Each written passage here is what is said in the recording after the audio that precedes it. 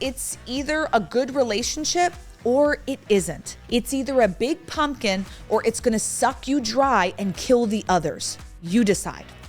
You're smart, you're motivated. You wanna do something big. You're on the verge of being a young boss, and we're gonna help you get there. I'm your host, Isabel Garino, and welcome to the Young Boss Podcast, where youth is your power.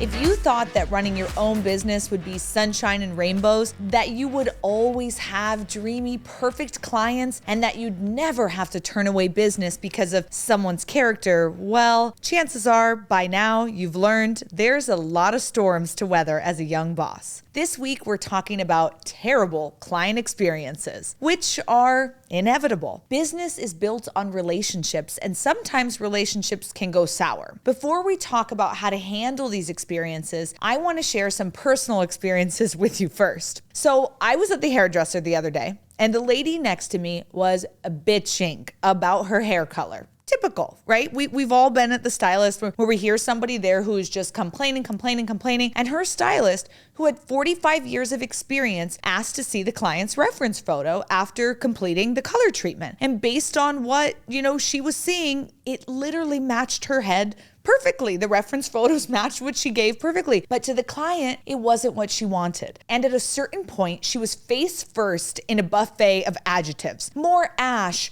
a little more shiny, light at the front, but not so bleachy blonde look, golden honey tone with almost that blue, gray, white blonde. Just like the photo. Like, what are you even trying to say, lady? I was dying as I was sitting there. I was just biting my tongue. I felt so much frustration in my own body. And I turned to my stylist and I said, how often does this happen? And she was like, way more than you think. So let's talk about it. Terrible client experiences. For me, my first one happened with a couple who had come through our training. And as I was checking them out and they were signing up for one of our larger packages, I'm excited, I'm congratulating them. And then the salesman who works with me, and at the time we were coworkers, he's saying, well, I gave them all these extra benefits and all these extra perks. And I was like, that's not approved. And the way operation and sales often work with each other is that good guy, bad guy situation where the sales guy's just trying to be the good guy, sweeten the deal, throw it all in there. And me as the operations director at the time, I was like, that's not going to work. This is against protocol. I can't do that. And, I would have to really get a lot of approval to make this happen. And this is not going to work. And so I'm explaining that to the customer, like, hey, we're not able to do that, but maybe we could do this, and trying to, put them first and make sure that their experience was 5-star. And the customer finally turned to me and they said, you know what? Let's not be childish about all of this. Just give us what we want and we'll sign the documents. And I was like, whoa. Like right here in that moment, it was like, oh, we're getting to, rude comments or degrading name calling. And it was just like childish. Like, I know I'm young, but come on, I'm not being childish. I'm following protocol. I'm following company protocol. And in that situation, I was like, let me go see what I can do for you, and just tried to smooth it over. But as we continued to work with that client, it was not the right fit. And so later we ended up having to fire that client. Or there was another situation where we were at our national convention and I was so excited, to be there and be, a part of this huge industry event where we're awarding people who have opened their own care homes. And there was a situation where we had given an award to a gentleman who had opened a home, one of our students. We were so happy for him. And at the cocktail hour after, his wife came up to me screaming and cursing and this close to me, saying how terrible of a person I am and how I don't support women because I forgot to put her name on the award and invite her to stage to receive the award. When in my 2 years of working with them, I had only ever interacted with him. So I wasn't even aware that she was a part of it. And this was a surprise award. It's not that we had told the couple beforehand they were going to be awarded. And we mind you, we're at a cocktail hour in front of 300 people and everyone knows who I am. And she's this close to me, cussing and, the spit's flying in my face and F you and you're this and you're that and how dare you. And I was just, I'm so sorry.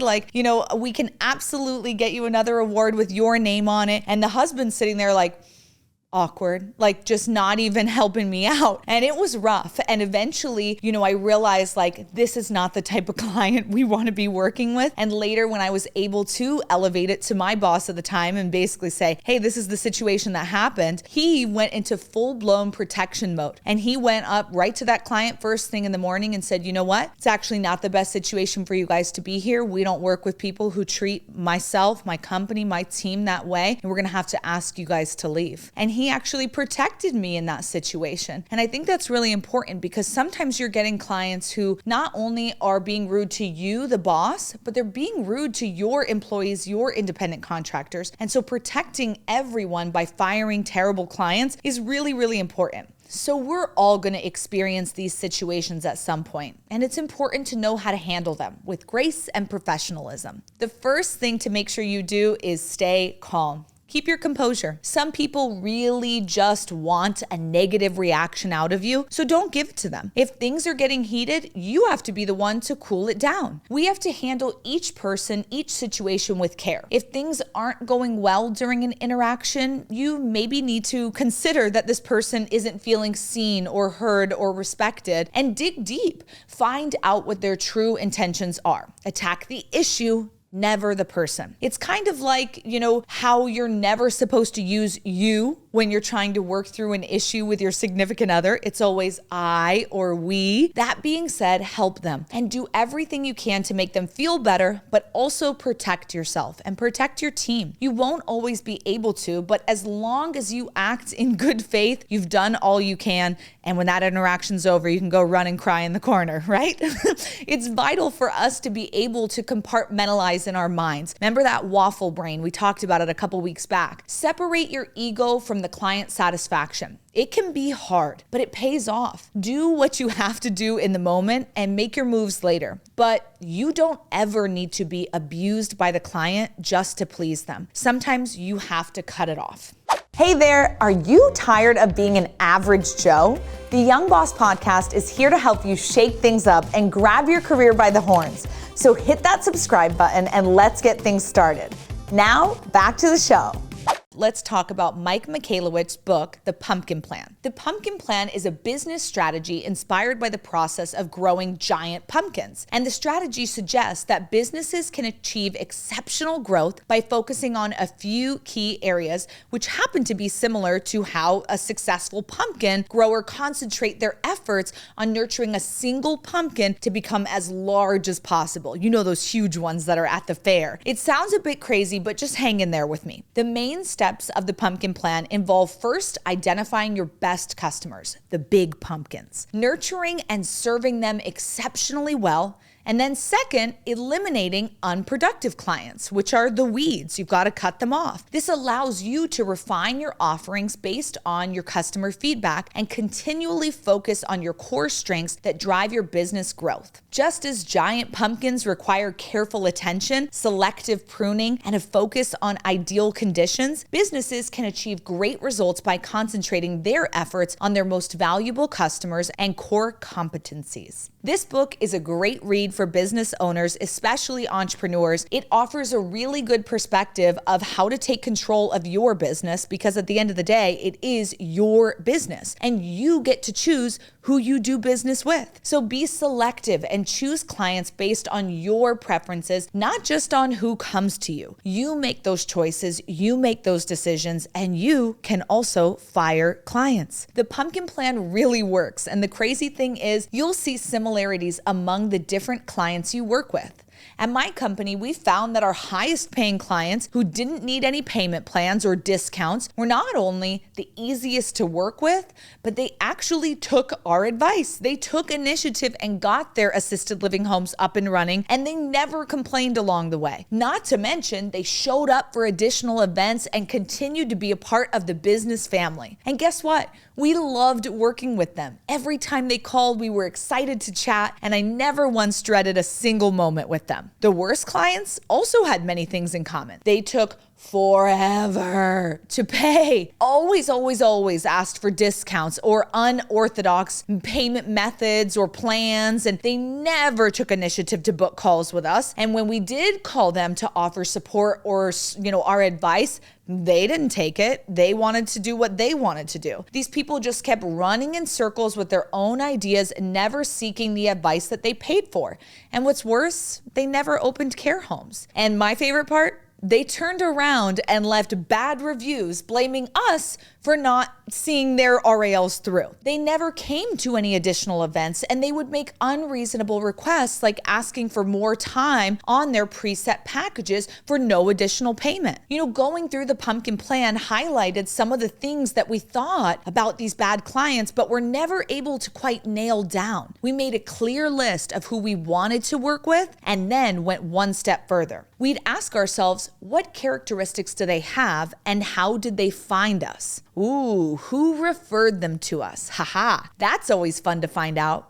Gathering all of this information helped us curate our perfect avatar and where they came from. And now when a client comes to work with us, we use the avatar as a baseline of all the things we're looking for in a client. And if they're not the right fit, we simply won't work with them. And if they are a fit, we welcome them with open arms. Now, I know this might sound a little crazy to say no to new business and higher sales, but you know what is absolutely crazy? Saying yes to someone who tears down your employees, causes increased turnover, wastes your time, energy, and effort, and disrupts your culture.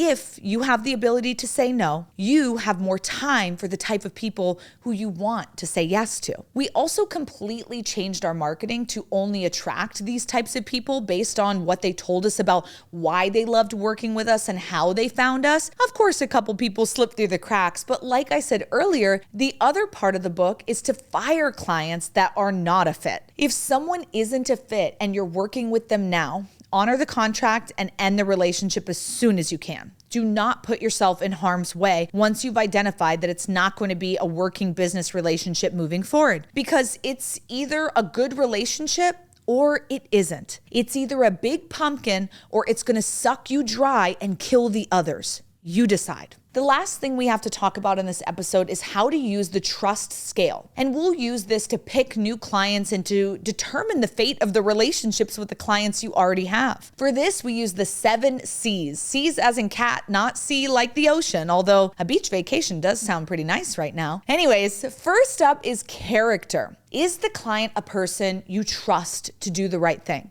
Make good decisions? Do they have integrity?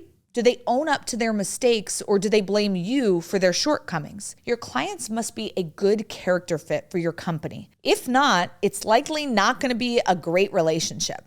Next is competence. Are they good at what they do? Do they produce results that benefit both of your business goals? It's important to align yourself with others who either complement your own skills and competence or share the same level of competence and skills, if not more, than you do at your own craft. The third C is confidence. Does this client constantly obsess over the possibility of failure? Do they have a negative attitude towards things? Are they self-deprecating? People who lack confidence can really bring down the culture of a company, and they're probably the ones you want to avoid. If they're always doubting if you can help them achieve their look, their goal, their whatever it is. The fourth is caring. Does this client have the well-being of your business in mind, not just their own? Do they value the information or advice you give them? Or are they using you to get what they want? I think this one is really easy to spot out. The next C is communication. All the C's are important, but this one is vital. Do you have strong communication with the client? Or, do you have to stay on top of them for updates and replies? It's imperative that you have open, honest,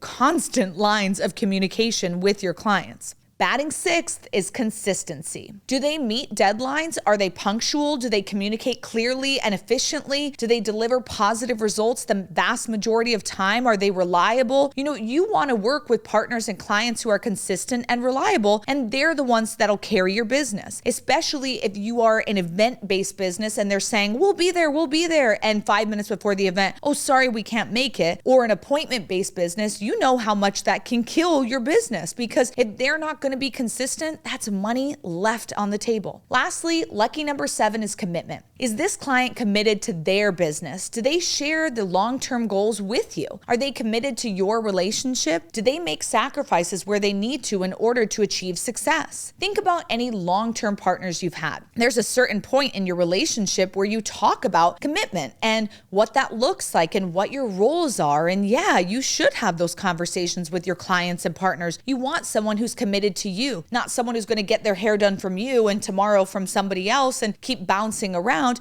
You want commitment. What I love about this method is that you can carry this with you throughout your professional and personal interactions and relationships with people. Trust is earned, not given, and it's important to recognize that sooner than later. It's hard to earn and hard to be earned from. We talked about a lot in this episode, but just to recap, these are the big things that's important to take away from today. Firstly, bad clients exist, and we all run into them. Don't let your ego get in the way of your positive solutions, but don't take abuse either. Next, use the pumpkin plan to map out similarities among clients you love and the clients you hate, and stick to the things that you see in the clients you love. Lastly, use the trust scale to gauge the clients you work with on whether the business relationship is positive or negative, and if it's negative, cut it off. Thanks for listening to another episode of the Young Boss Podcast with me, Isabel Garino. Be sure to like, share, and follow on TikTok and Instagram, and let me know, have you ever fired a client? Yeah! Remember, youth is your power.